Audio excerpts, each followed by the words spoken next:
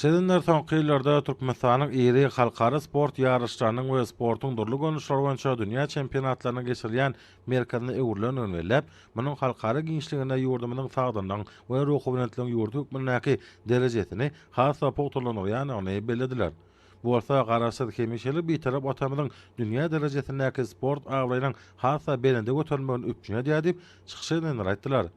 Belen şäherli gahryman arkadaşymyz ýurdumynyň halkara giňişligindäki sport awraýanyň belinde galmagyna gönükdirilen oňyn başlangyçlary öňe sürdi.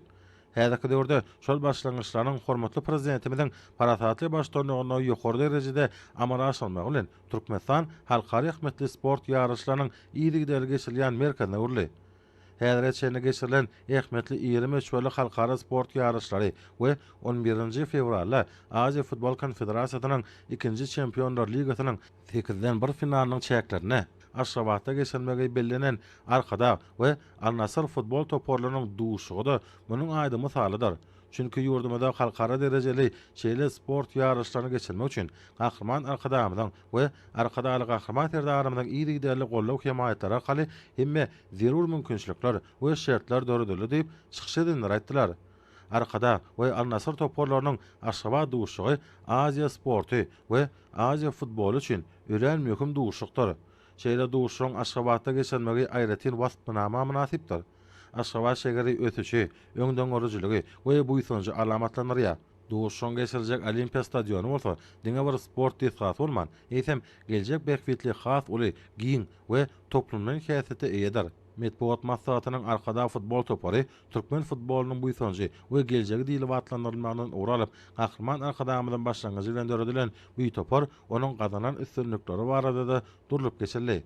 Şundan bilen baglanykda arkada futbol toporyny geçen ýyl Aziýa Futbol Konfederasiýasynyň çağırış ligasynda ýeňiz bolmagynyň 2025-nji 2026-njy futbol mewsiminde Aziýa Futbol Konfederasiýasynyň awraýly ýaşy bolan Çempionlar Ligasy 2B şematlaşmagy mümkinçilik berendigi bellendi. Bu mewsimiň oýunlarynyň destakly tapgarlaryna Kataryň, Bahreýnyň we Özbegistanyň güýçli toporlary üstünlikli bäsejip arkada toporynyň 8-den 1 final tapgaryna çykmagy Türkmen futbolunyň ösüş ýolundaky möhüm tapgar boldy. Belen şeýle arkada futbol toporynyň gazanýan her bir ýeňişi Türkmen futbolunyň has ýokary derejelere çykmagynyň bir büniýady bolup durýar. Toporyň halkara üstünlikleri ýaş futbolçylar üçin görülen mektebine görülip, ýurdumyzda futboluň geljegine bolan önemi hassa potulanýar. Bundan başga da maksatda Aşgabat duşugyna gazaklanma bildirýän ýurtlaryň halklaryny ýetirmek we ýaymak maksady bilen Türkmenistanyň telewizioniýa, radio gepleşikler we kinematografiýa baradaky döwlet komiteti tarapyndan anyp barýan işler bilen tanıştyryldy.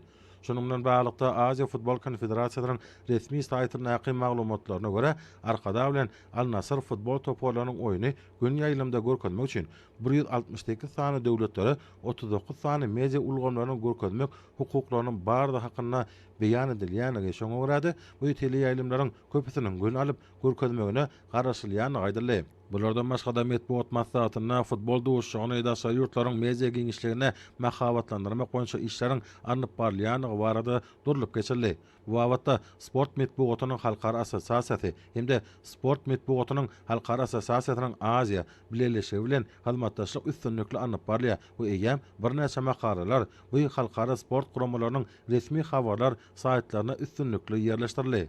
Şeýlede bu aradaky telewizion habarlary Mir 24, Silkway, CGTN, Bolşaya Aziýa teleýaýlymlaryna, ABO-nyň 200-den gowrak teleýaýlymlaryny ödüne jelmeýän Aziýa Vision, garasy döwletleriň arkalaşygyna agdaý ýurtlaryň 10 döwletlerini ödüne jelmeýän döwletlere maglumatlar hemde hadarýaka döwletleriň Kaspi Today, şeýlede Russiýa Federasiýasynyň video ulgamly saýtlaryna uradyldy. Maslahatda çykyş edenler arkada şeýlerin arkada we Saud Arabistany paçalygynyň Al-Nasr futbol toporlarynyň duşugyny mahabatlandyrmak, dünýä belli sport media mahabatlandyrjylaryny çekmek, ýazgy etmek, ýerli we daşary teleýaýlymlaryna ýaýlama bermek işlerini üstünlikli amala aşyrjakdyklaryny ananyrdylar. Hemde bu ýurda döredilen hem ajaýyp mümkinçilikler we şertler üçin gahryman arkadamyda we arkadaly gahryman terdarymyda tüýsürekden hoşalyk bildirdiler. Şeýlede metbuat maslahatyna atnaşylar üçin Türkmenistanyň döwlet medeniýet merkezining döwlet muzeýine tanşyk edilenji guruldy. Mihmanlar muzeýiň aýratynlyklary bilen tanıştyrly. Hemde olara Türkmenistanyň gadymy geçmiş taryhynyň durly döwürlerine degişli gammatly tapynlary barada gurulma berli.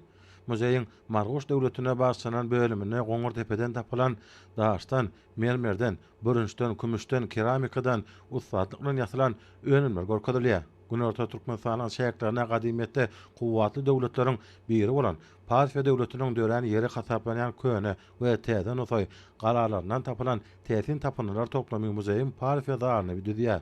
Nusoy ritonlary mihmanlarda uly täsir galardy.